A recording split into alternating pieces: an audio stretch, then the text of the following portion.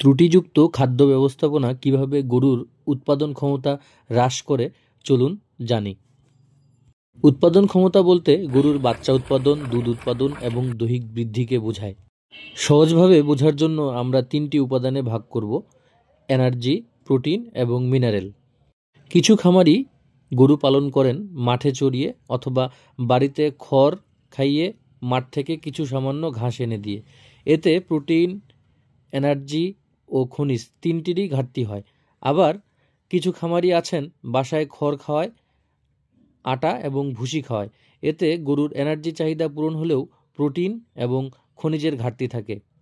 এমন কিছু খামারি আছেন যারা খড় খৈল খাওয়ান, যার ফলে প্রোটিনের ঘাটতিটা পূরণ হলেও এনার্জি এবং মিনারেলের ঘাটতি থাকে। আবার সচেতন খামারিরা, তারা ইদানিং গরুকে রেশন করে খাদ্য খাওয়াচ্ছেন, খড়, কাঁচা ঘাস এবং দানাদার খাদ্য।